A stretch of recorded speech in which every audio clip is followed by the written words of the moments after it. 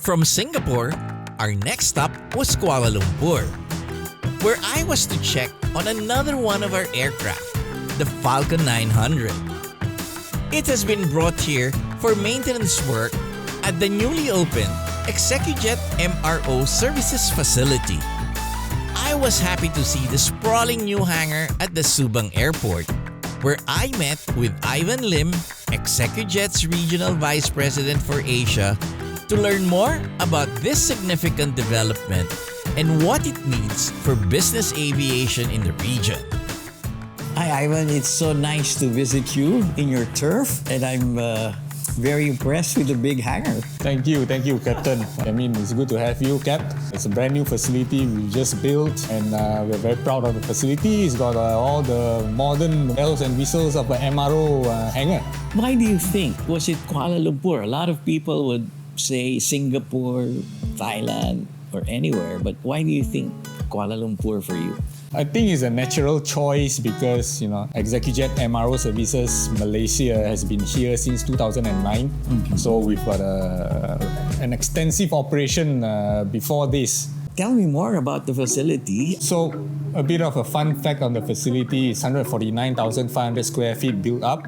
Okay. It's meant to take in, somewhere between 10 to 15 medium-size and a long-range size aircraft at any point in time. And it comes with a lot of latest gadgets and features of an MRO. Like for example, you got the underground utility speed, where you get your electrical power and your air compressor from the ground. And apart from that, you will see that there are quite a few environmental features that we incorporated in the design. It's got a secondary tank to harvest rainwater for secondary usage. It uses a lot of LED lights for electricity, and it's also got provision for solar power panel, which we could put in to save electricity as well.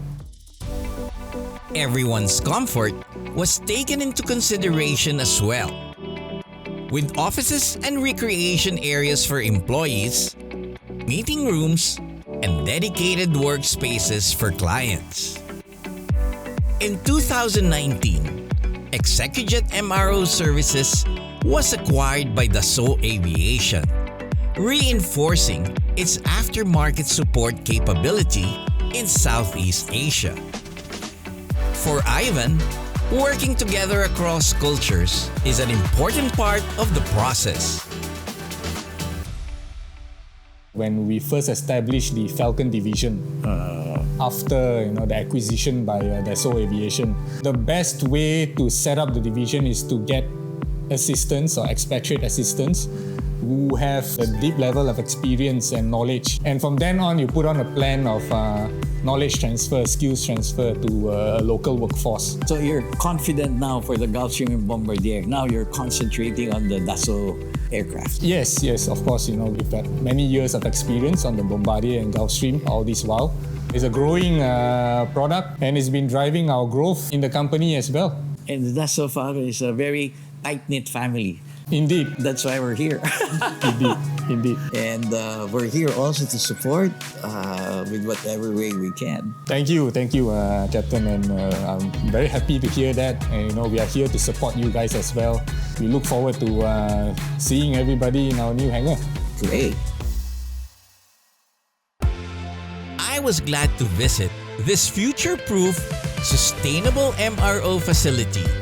A good sign that business aviation in Southeast Asia is experiencing strong growth. As I waited for the Falcon 900's servicing, I had a chance to see more of Malaysia on this trip. I was in Kuala Lumpur, right in the middle of Ramadan season.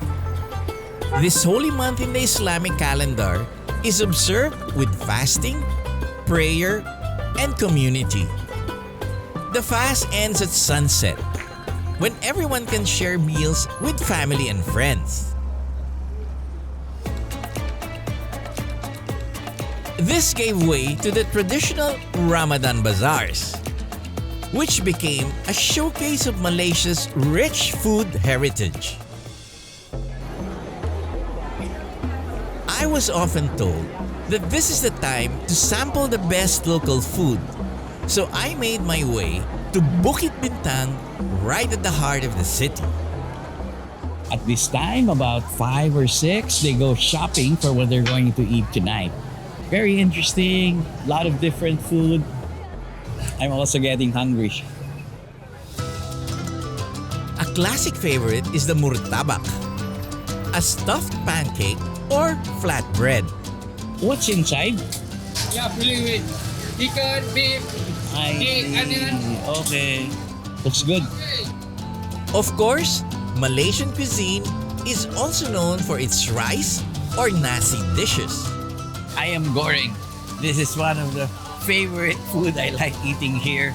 And this one looks very tempting. Steam rice look very good. Also the chicken. Chicken. Yeah, that's quite popular. The quantity, the taste, the quality of food, Yeah. and then everything must hot.